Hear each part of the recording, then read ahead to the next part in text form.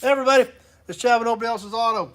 It's Friday evening. We usually throw a video up from the yard, but it's been a frustrating week to say the least as far as weather, equipment, everything. It just hasn't been working out very well.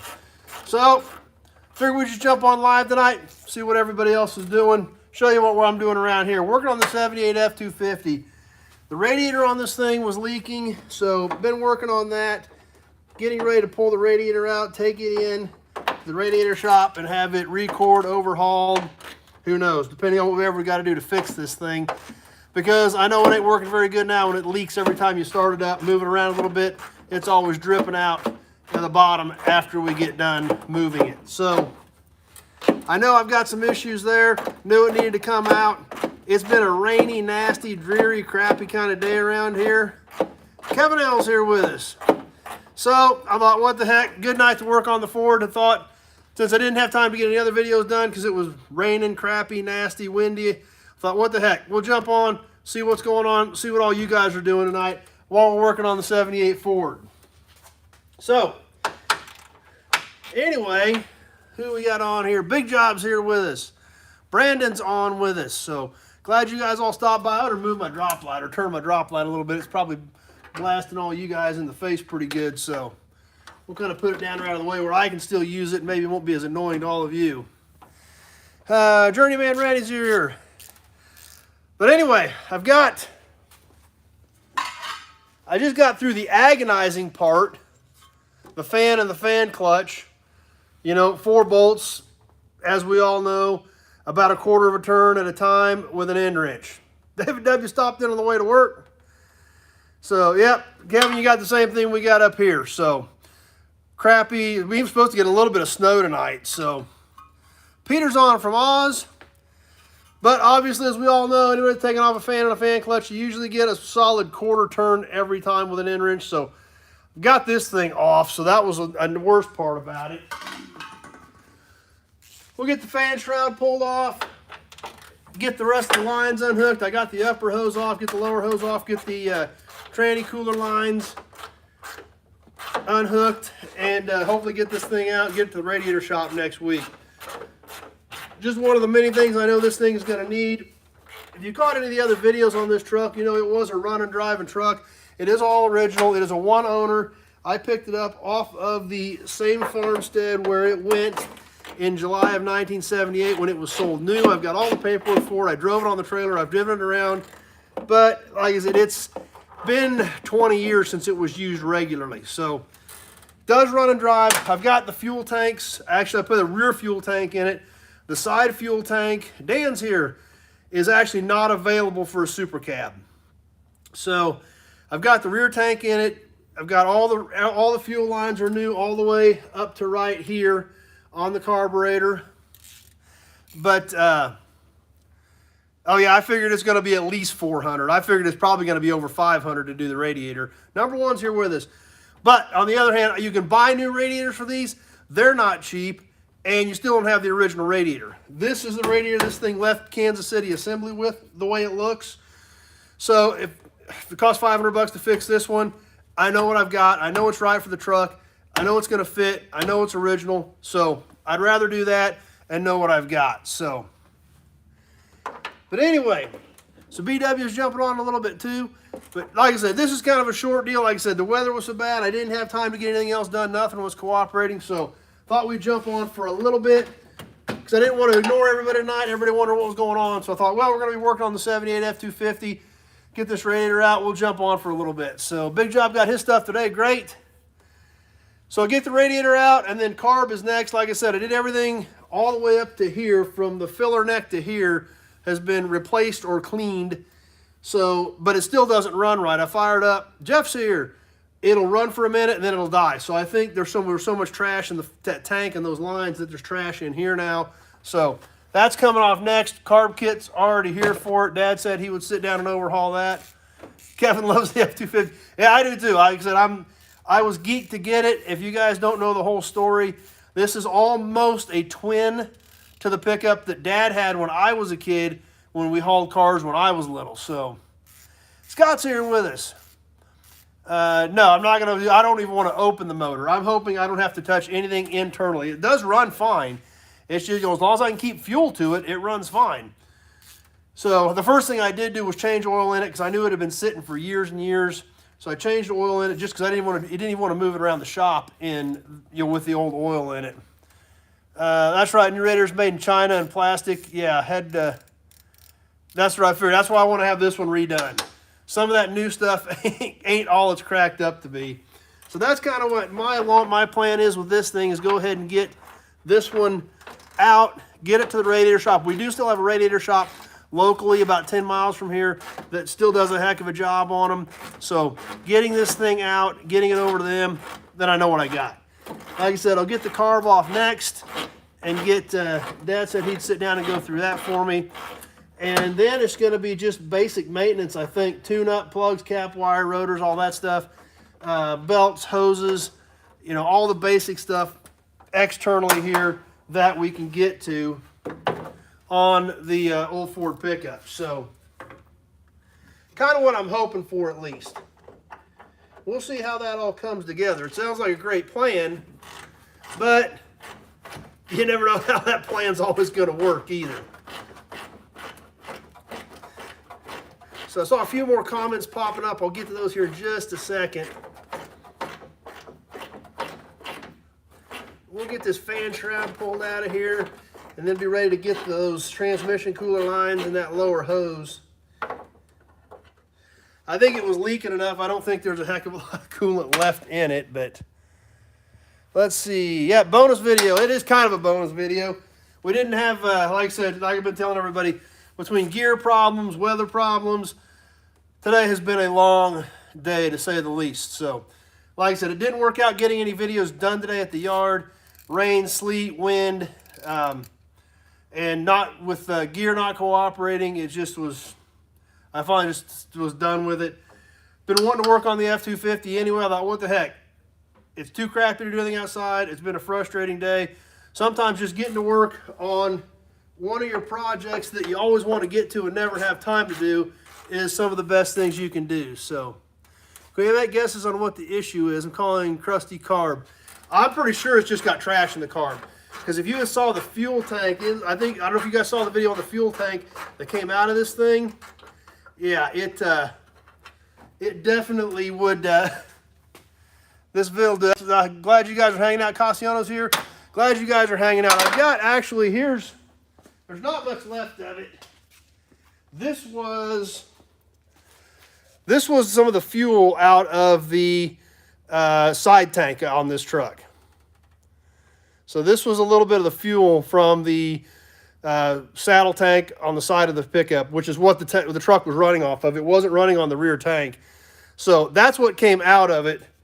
And so I got a feeling we got some junk in there. So yeah, nasty's an understatement. But there again, I want this thing to be roadworthy, so I do want to go ahead and kit the carb anyway. So not a huge deal as far as I'm concerned. I would rather do that as well. Brown sludge dries like dirt. That's about what it's doing. I don't think it was California gas because I don't know if the truck's ever been out of Kansas. Built in Kansas City and been here its whole life. The truck actually was built in Kansas City assembly, shipped to a dealership in St. John, Kansas, about 25 miles south of Great Bend where I'm at. It was sold new in July of '78 to a farmer about 40 miles west of here. And that's where I found the truck a couple of years ago, sitting on that farmstead with the paperwork from July of '78 when it was bought new, still on the original farmstead. The original owner had passed away. I think it was his nephew had bought the farm, and the truck was still there. So, like I said, if you haven't seen the other videos where we really check out the whole truck, be sure to catch those as well. Like I said, tonight, just a quick jump on, hang out for a few minutes, see what you guys are up to, and check in since, like I said, just been one of those days. I'd had it. So, yeah, Jeff, it is a factory air truck. I don't know if you guys can see right up here. We've got the factory air box in it. There's all the factory air conditioning, compressor. So, yes, this is a factory air truck. It, you know, for the time, it was fairly loaded. It doesn't have power windows or anything like that, but it does have steering, brakes, air, all the basics. It is a, what is this, an F-250. It is a Ranger, so it is factory two-tone with the factory moldings. Yeah, hopefully I don't bust too many knuckles.